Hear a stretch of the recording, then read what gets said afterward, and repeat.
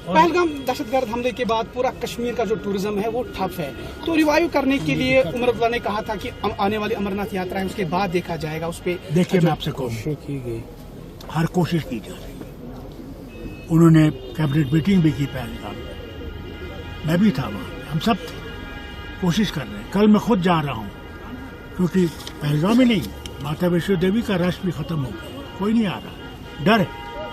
उस डर दूर करने के लिए मैं जा रहा हूँ, हमारे साथ वजीर जा रहे हैं, कुछ लोग और जा रहे हैं, कि वहाँ भी लोग, वहाँ से भी लोगों को पुकारें कि देखिए यहाँ अमन है, आइए यहाँ से अपनी बरकतें ले जाइए, वतन के लिए भी और अपने लिए भी, और ज़्यादा से ज़्यादा आइए इस जन्नत को देख लेके जिसे हम कश्मीर कहते हैं। फारूक साहब, आखिरी सवाल आपसे जानने की कोशिश करूंगा। लोगों ने कर्ज, साहब ने बार बार, देखिए मैंने बार बार ये कहा है, आप कहते हैं होटल वालों ने, लोगों ने कमरे बढ़ाए कि वो रह सके, उन्होंने घोड़े वालों ने घोड़े खरीदे बैंक के कर्जे से, शिकारे वालों ने, हर एक ने, जो टूरिज्म से है, टैक्सी वालों ने नई टैक्सियां खरीदी कि टूरिस्ट को आराम से ले सके, वो सब बैठ गए।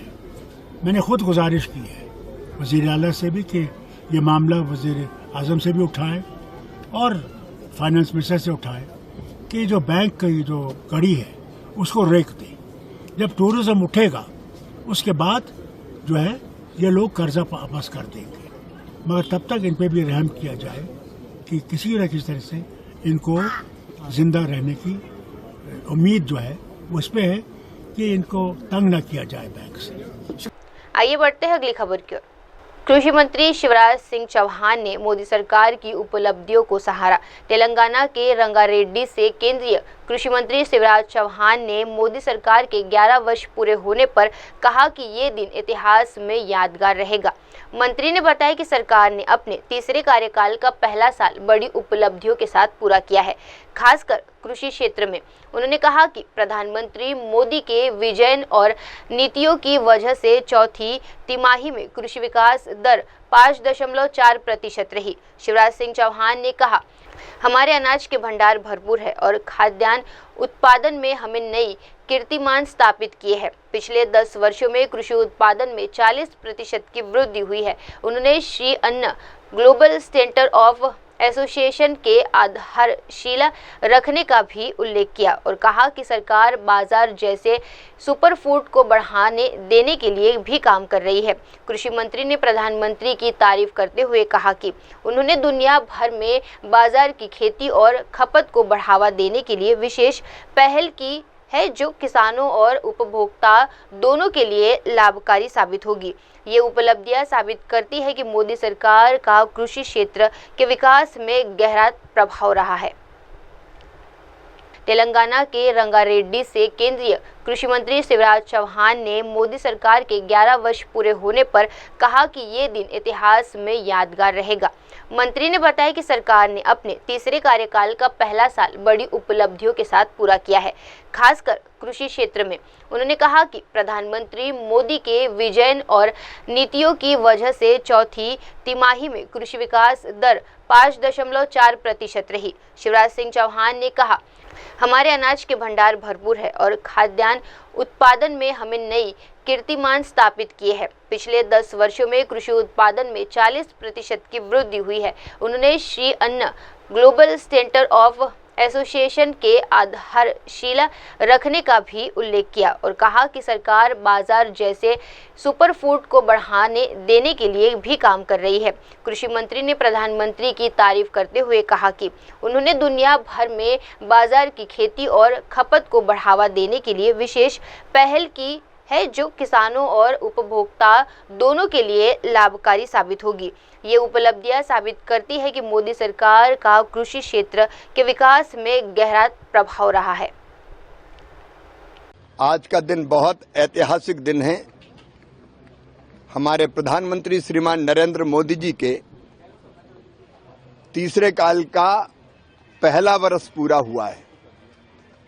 ये पहला साल उपलब्धियों से भरा हुआ है और खेती की दृष्टि से मैं देखूं तो ये प्रधानमंत्री नरेंद्र मोदी जी के विजन, नीति और कार्यक्रमों का प्रभाव है कि 4th तिमाही में एग्रीकल्चर ग्रोथ रेट 5.4% रही है, जो अपने आप में एक बहुत बड़ी उपलब्धि है, क्योंकि एग्रीकल्चर ग्रोथ अगर 1-2% भी होती है तो दुनिया में उसको बहुत बड़ा माना जाता है।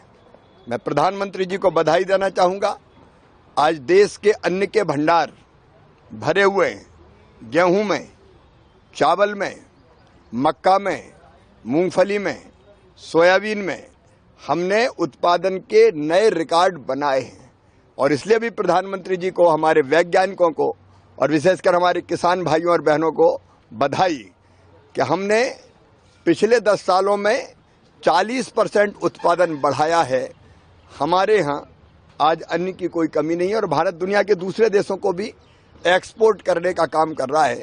इस यशस्वी कार्यकाल के लिए आज फिर मैं कृषि विभाग की ओर से, ग्रामीण विकास विभाग की ओर से बहुत बहुत बधाई देता हूं, उनका अभिनंदन करता हूं।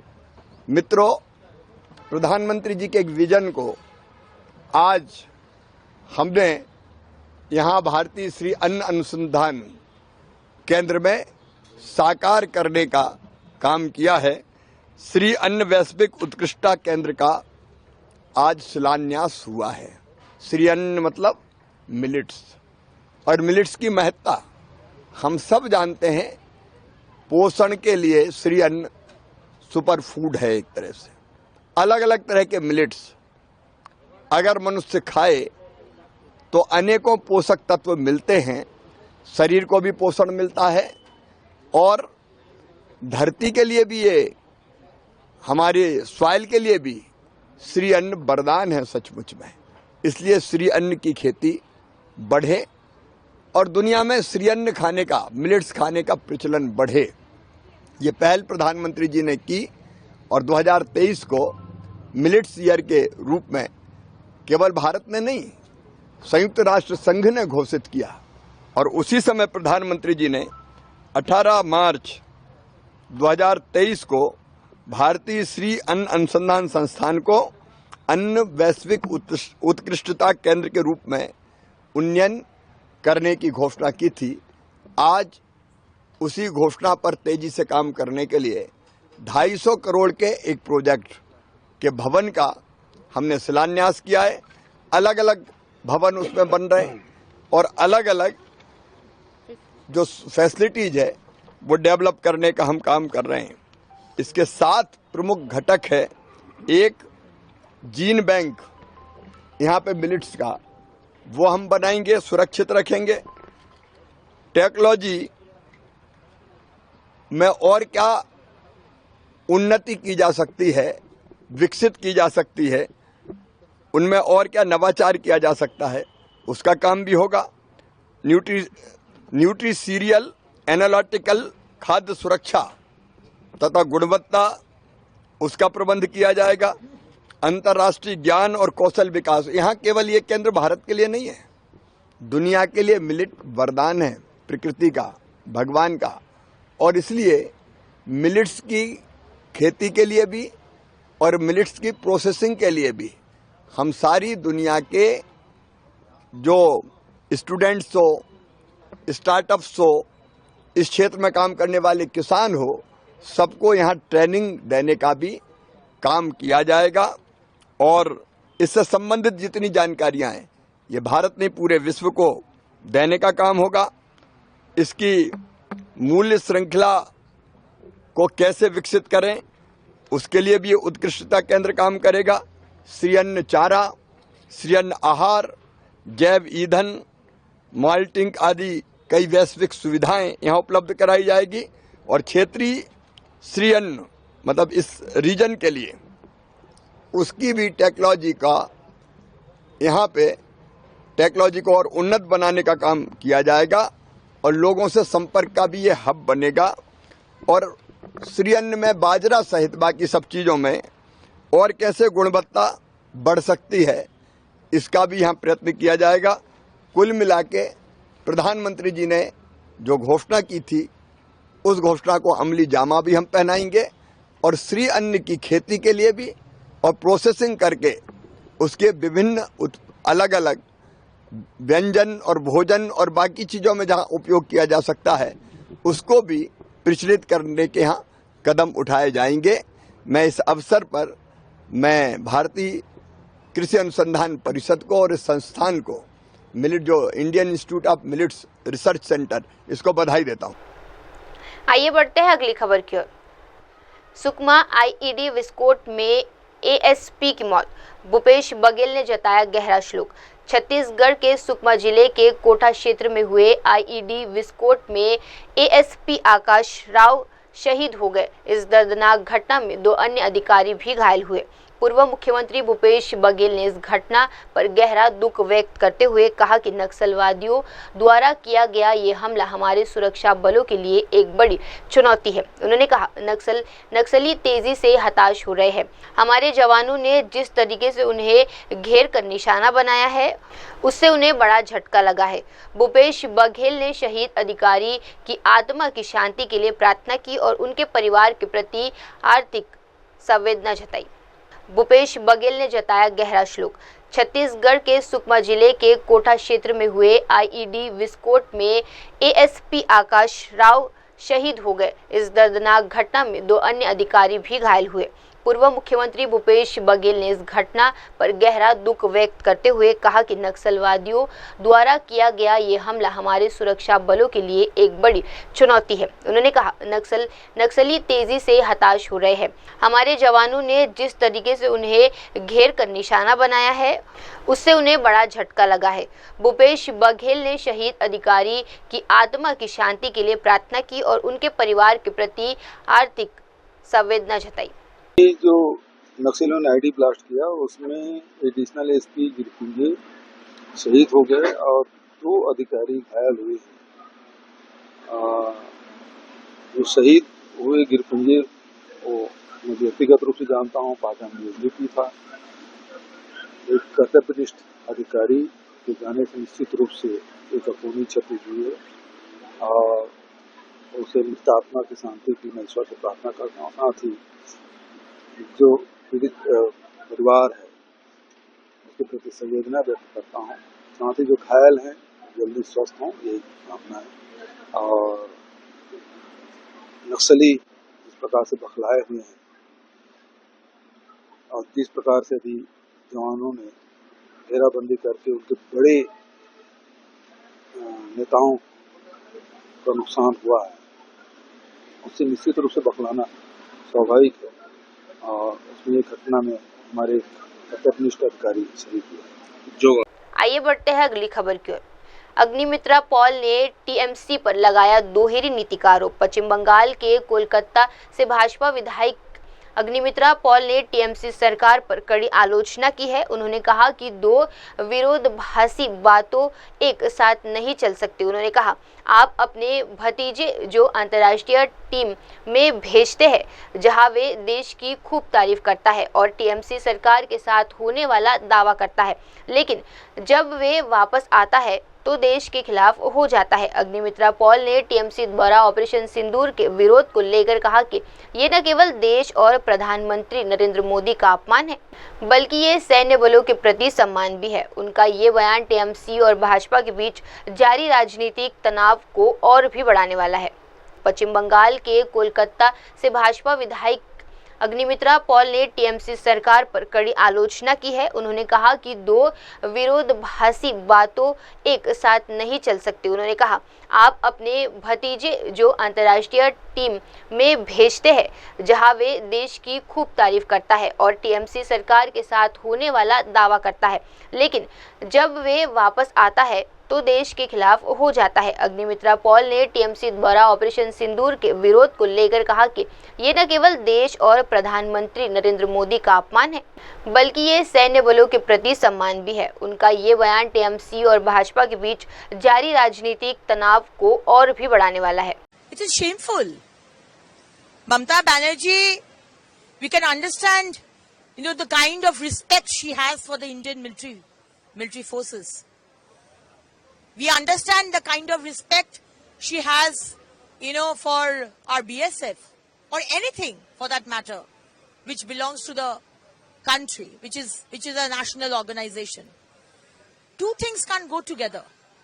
At one point, you are sending your nephew to the international deputation, the team, where he is praising profusely about, the country, that the TMC is with the country, the TMC is with the Honorable Prime Minister. And the moment they are back, you are going against the country and you don't even have the cheek, don't have the shame to acknowledge and give respect by giving the name, Operation Sindoor. So by opposing Operation Sindoor, you are opposing the country, you are opposing the countrymen, you are opposing the Prime Minister of India, you are opposing the military forces. So we will definitely oppose and protest tomorrow. आइए बढ़ते हैं अगली खबर की ओर। राजा रघुवंशी हत्याकांड में सोनम के भाई का बयान। राजा रघुवंशी हत्याकांड की मुख्य आरोपी सोनम रघुवंशी के भाई गोविंद ने कहा कि जब सोनम ने उन्हें फोन किया तो वे बेहद भावुक हो गए। उन्होंने तुरंत पुलिस को सूचना दी। गोविंद ने बताया कि पिछले 72 घंटों से वे जांच कर रहे हैं और स्थिति को लेकर गहराई से चिंतित है। हालांकि उन्होंने ये भी कहा कि जब तक वे सोनम से नहीं मिलते तब तक कोई टिप्पणी नहीं कर सकते। ये बयान मामले की जटिलता और परिवार की स्थिति को बयान करता है, जहां वे सच की खोज में लगे हुए हैं। राजा रघुवंशी हत्याकांड की मुख्य आरोपी सोनम रघुवंशी के भाई गोविंद ने कहा कि जब सोनम ने उन्हें फोन किया तो वे बेहद भावुक हो गए। उन्होंने तुरंत पुलिस को सूचना दी। गोविंद ने बताया कि पिछले 72 घंटों से वे जांच कर रहे हैं और स्थिति को लेकर गहराई से चिंतित है। हालांकि उन्होंने ये भी कहा कि जब तक वे सोनम से नहीं मिलते तब तक कोई टिप्पणी नहीं कर सकते। ये बयान मामले की जटिलता और परिवार की स्थिति को बयान करता है, जहां वे सच की खोज में लगे हुए हैं। राजा रघुवंशी हत्याकांड की मुख्य आरोपी सोनम रघुवंशी के भाई गोविंद ने कहा कि जब सोनम ने उन्हें फोन किया तो वे बेहद भावुक हो गए। उन्होंने तुरंत पुलिस को सूचना दी। गोविंद ने बताया कि पिछले 72 घंटों से वे जांच कर रहे हैं और स्थिति को लेकर गहराई से चिंतित है। हालांकि उन्होंने ये भी कहा कि जब तक वे सोनम से नहीं मिलते तब तक कोई टिप्पणी नहीं कर सकते। ये बयान मामले की जटिलता और परिवार की स्थिति को बयान करता है, जहां वे सच की खोज में लगे हुए हैं। राजा रघुवंशी हत्याकांड की मुख्य आरोपी सोनम रघुवंशी के भाई गोविंद ने कहा कि जब सोनम ने उन्हें फोन किया तो वे बेहद भावुक हो गए। उन्होंने तुरंत पुलिस को सूचना दी। गोविंद ने बताया कि पिछले 72 घंटों से वे जांच कर रहे हैं और स्थिति को लेकर गहराई से चिंतित है। हालांकि उन्होंने ये भी कहा कि जब तक वे सोनम से नहीं मिलते तब तक कोई टिप्पणी नहीं कर सकते। ये बयान मामले की जटिलता और परिवार की स्थिति को बयान करता है, जहां वे सच की खोज में लगे हुए हैं।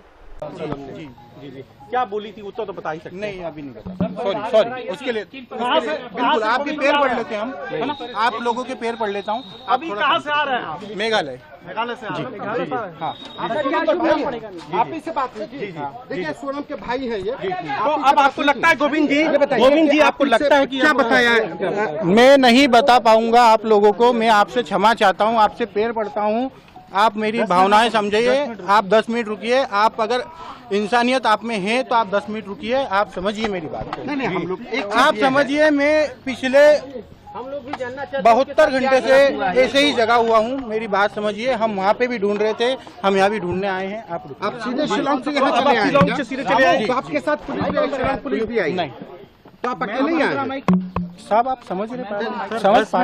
समझ पा रहे होंगे। 10 मिनट समझ पा रहे? 10 मिनट दुनिया खत्म हो रही है कि आप खत्म हो रहे हो? आप भी मीडिया यही है, हम भी यही है। हमें आंसर तो ले लें दो। भाई साहब क्या नाम है? नहीं बताया था रात में। गोविंद जी जो उसने रात में सोनम ने आपको फोन करके बताया था, गोविंद जी वो बता दीजिए। ये सोनम जी भाई है ये।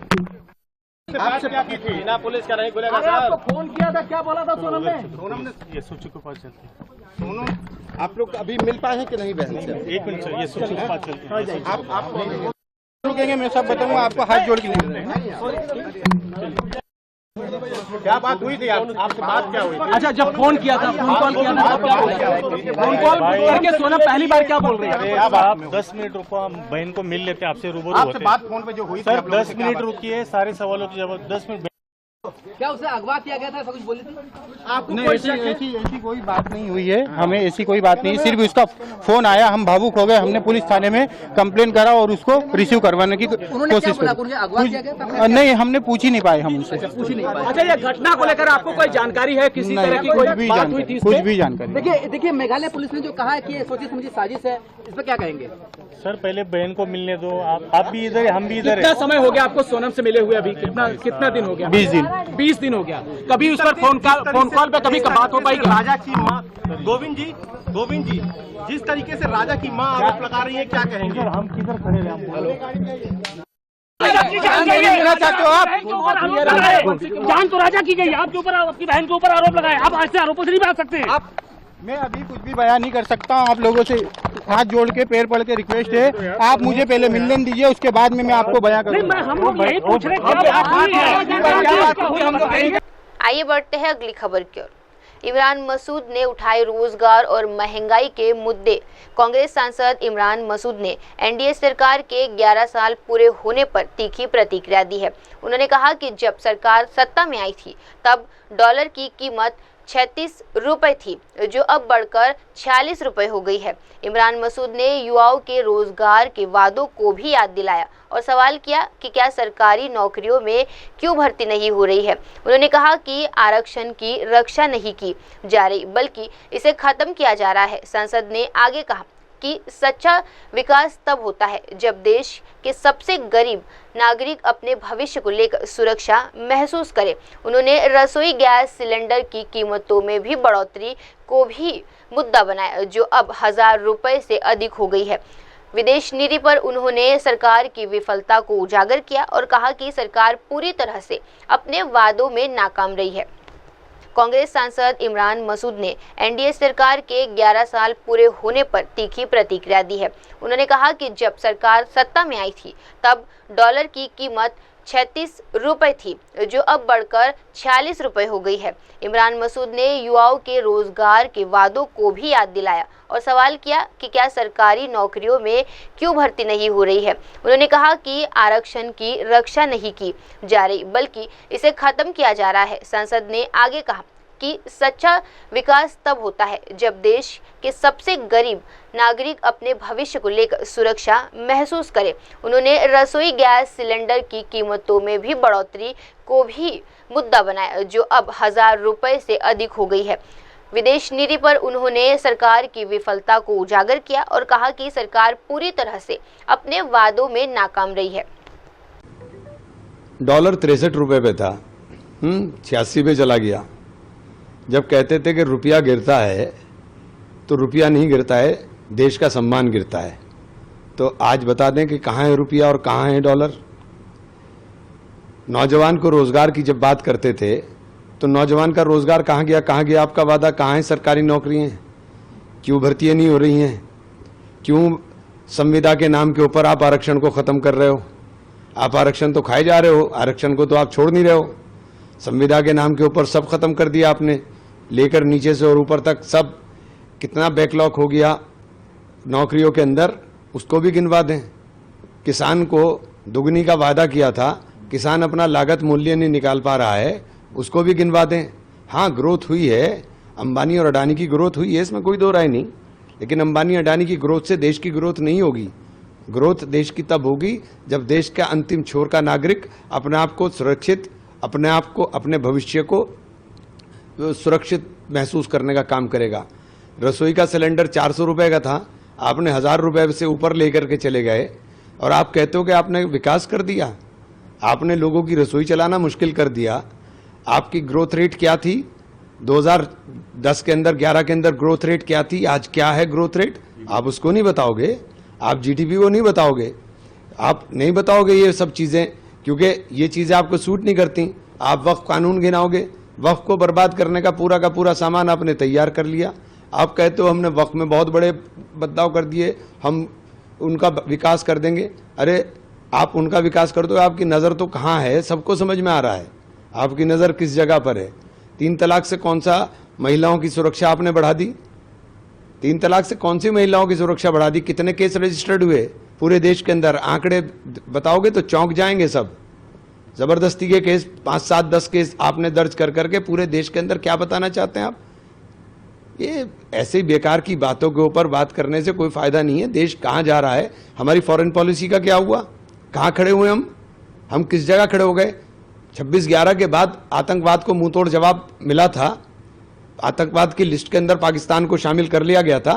आज यूनाइटेड नेशन की उप समिति के अंदर पाकिस्तान को वाइस प्रेसिडेंट बना दिया एंटी टेररिस्ट। उसके अंदर जो आतंकवादी खुद है वो अब आतंकवादियों का सफाया करेंगे। ये आपकी फॉरेन पॉलिसी है। कोई देश हमारे साथ खुलकर खड़ा नहीं हो रहा है। आप कहां की बात कर रहे हैं? कोई देश खुलकर खड़ा नहीं हुआ हमारे पास। हमारी फॉरेन पॉलिसी का क्या हुआ? आप पूरी तरीके से फेलियर हैं और इस बात को अगर मानेंगे तभी आप कुछ आगे काम कर पाएंगे। आइए बढ़ते हैं अगली खबर की ओर। ओडिशा विधानसभा में बिरसा मुंडा की पुण्यतिथि पर श्रद्धांजलि। स्वतंत्रता सेनानी बिरसा मुंडा की पुण्यतिथि पर ओडिशा विधानसभा परिसर में विशेष कार्यक्रम आयोजित किया गया। विधानसभा अध्यक्ष सुरमा पांठी ने मुख्यमंत्री मोहन चरण मांझी की उपस्थिति में बिरसा मुंडा को श्रद्धांजलि अर्पित की। उन्होंने कहा कि बिरसा मुंडा केवल एक आदिवासी नेता नहीं थे, बल्कि भारत के स्वतंत्रता संग्राम के एक सशक्त और प्रेरणादायक नायक थे। उन्होंने अपने साहस और नेतृत्व से लोगों को एकजुट किया। सुरमा पांठी ने बताया कि प्रधानमंत्री नरेंद्र मोदी ने बिरसा मुंडा की जयंती को आदिवासी गौरव दिवस के रूप में घोषित किया है, जिसे पूरे देश में मनाया जाता है। साथ ही आदिवासी समुदाय के उत्थान के लिए अनेक कल्याणकारी योजनाएं जैसे मोधा सिंह हाथ खर्चा योजना शुरू की गई है। स्वतंत्रता सेनानी बिरसा मुंडा की पुण्यतिथि पर ओडिशा विधानसभा परिसर में विशेष कार्यक्रम आयोजित किया गया। विधानसभा अध्यक्ष सुरमा पांठी ने मुख्यमंत्री मोहन चरण मांझी की उपस्थिति में बिरसा मुंडा को श्रद्धांजलि अर्पित की। उन्होंने कहा कि बिरसा मुंडा केवल एक आदिवासी नेता नहीं थे, बल्कि भारत के स्वतंत्रता संग्राम के एक सशक्त और प्रेरणादायक नायक थे। उन्होंने अपने साहस और नेतृत्व से लोगों को एकजुट किया। सुरमा पांठी ने बताया कि प्रधानमंत्री नरेंद्र मोदी ने बिरसा मुंडा की जयंती को आदिवासी गौरव दिवस के रूप में घोषित किया है, जिसे पूरे देश में मनाया जाता है। साथ ही आदिवासी समुदाय के उत्थान के लिए अनेक कल्याणकारी योजनाएं जैसे मोधा सिंह हाथ खर्चा योजना शुरू की गई है। भारत की स्वतंत्रता सेनानियों में से अग्रगण्य, उड़ीसा के लिए अग्रपूज्य जनजातीय नेतृत्व धरती आबा बिरसा मुंडा जी के आज तिरोधान दिवस है और हर विभूतियों का प्रेरणास्पद व्यक्तित्वों का जैसे जन्म दिवस और तिरोधान दिवस मनाया जाता है, ऐसे उड़ीसा की मान्यवर मुख्यमंत्री श्री मोहन चरण मांझी जी के उपस्थिति में आज उनका तिरोधान दिवस विधानसभा परिसर में किया गया है। डेफिनेटली एक जनजातीय नेतृत्व के रूप में न सिर्फ बल्कि एक भारत को जोड़ने वाला, स्वतंत्रता आंदोलन में प्रमुख नेतृत्व लेने वाला और ऐसे अपना वीरत्व और पराकाष्ठा प्रदर्शन करने वाले विभूतियों में से बिरसा मुंडा जी प्रथम है और उनके प्रेरणादायी जीवन सबके लिए आदर्श बने, इसलिए माननीय प्रधानमंत्री श्री नरेंद्र भाई मोदी ने उनके जन्म दिवस को जनजातीय गौरव दिवस के रूप में देश भर में मनाए जाने का प्रावधान किया है और ढेर सारा कल्याणकारी योजनाएं देश भर में और हमारे उड़ीसा प्रदेश में भी माधो सिंह हाथपांठी खर्च जैसे ऐसे कई योजनाएं जनजातीय नेतृत्व के सम्मानार्थे किया गया है और मैं सोचती हूँ इनके जीवनादर्श हमेशा युवाओं के और उड़िया समाज के लिए प्रेरणास्पद रहेगा और उनकी शांति सहावस्थान में कामना करती हूँ। आइए बढ़ते हैं अगली खबर की ओर। सीएम धामी ने प्रधानमंत्री योजनाओं की प्रशंसा की। उत्तराखंड के मुख्यमंत्री पुष्कर सिंह धामी ने कहा कि देश में प्रधानमंत्री नरेंद्र मोदी के नेतृत्व में ऐतिहासिक विकास कार्य हो रहे हैं। उन्होंने बताया कि गरीबों के लिए चलाई जा रही जनधन योजना, उज्ज्वला योजना, आयुष्मान भारत, पीएम आवास योजना और जल जीवन मिशन जैसे कार्यक्रमों से करोड़ों नागरिक लाभान्वित हो रहे हैं। धामी ने कहा कि इन योजनाओं के कारण भारत में गरीबी दर 5 गुना तक कम हुई है, जो देश की समृद्धि की दिशा में एक महत्वपूर्ण कदम है। उत्तराखंड के मुख्यमंत्री पुष्कर सिंह धामी ने कहा कि देश में प्रधानमंत्री नरेंद्र मोदी के नेतृत्व में ऐतिहासिक विकास कार्य हो रहे हैं। उन्होंने बताया कि गरीबों के लिए चलाई जा रही जनधन योजना, उज्ज्वला योजना, आयुष्मान भारत, पीएम आवास योजना और जल जीवन मिशन जैसे कार्यक्रमों से करोड़ों नागरिक लाभान्वित हो रहे हैं। धामी ने कहा कि इन योजनाओं के कारण भारत में गरीबी दर 5 गुना तक कम हुई है, जो देश की समृद्धि की दिशा में एक महत्वपूर्ण कदम है। तो ऐतिहासिक विकास के कार्य किए जा रहे हैं। इतना ही नहीं, प्रधानमंत्री जी के नेतृत्व में गरीबों के लिए जो योजनाएं चलाई गई हैं, चाहे वो जनधन योजना हो, उज्ज्वला योजना हो, आयुष्मान भारत योजना हो, पीएम आवास योजना हो, जल जीवन मिशन हो, स्वच्छता अभियान हो, किसान सम्मान निधि हो या मुफ्त राशन योजना जैसी अनेक जन कल्याणकारी योजनाओं का लाभ देश के करोड़ों नागरिकों को मिल रहा है, जिसका परिणाम है आज भारत गरीबी की दर में 5 गुना से अधिक की कमी आई है। भाइयों बहनों, ये मैं नहीं कह रहा हूं, बल्कि ये वर्ल्ड बैंक द्वारा जारी आंकड़ों से पता चला है कि पिछले 11 वर्षों में भारत में गरीबी दर 27% से घटकर 5% हो गई है और इन 11 सालों में 27 करोड़ लोग गरीबी रेखा से बाहर निकले हैं, उनका जीवन सामान्य स्थिति में आया है। इसके साथ ही आदरणीय प्रधानमंत्री जी के नेतृत्व में सनातन संस्कृति की यश कथा का आज पूरे विश्व के अंदर फैल रही है। चाहे हम सब जिनका लंबे समय से हम सबको जिसका इंतजार था, जहां भगवान राम पैदा हुए, श्री भगवान रामचंद्र जी का भव्य राम मंदिर का निर्माण हो, काशी विश्वनाथ कॉरिडोर का निर्माण हो, उज्जैन में महाकाल लोक का निर्माण हो या बद्रीनाथ धाम और केदारनाथ धाम का पुनः निर्माण नवनिर्माण हो, मास्टर प्लान पर काम होना हो। आज हमारी धार्मिक धरोहरों को जिस प्रकार से सजाया और संवारा जा रहा है, वो भूतो न भविष्यति भाइयों बहनों। यही नहीं, इन 11 वर्षों में मोदी जी को मजबूत नेतृत्व में कश्मीर में धारा 370 की समाप्ति हुई, ट्रिपल तलाक जैसे कुप्रथा का अंत हुआ, सीए का और वक्फ संशोधन अधिनियम जैसे अनेक ऐतिहासिक निर्णय प्रधानमंत्री मोदी जी के नेतृत्व में लिए गए हैं। अब वक्त हो चला है दर्शकों एक छोटे से ब्रेक का। ब्रेक के बाद भी जुड़े रहिए, देखते रहिए मेरे सहयोगी श्रद्धा के साथ देश प्रदेश की तमाम बड़ी खबरें। धन्यवाद। आप देख रहे हैं एमएनएस न्यूज, सच जरूर।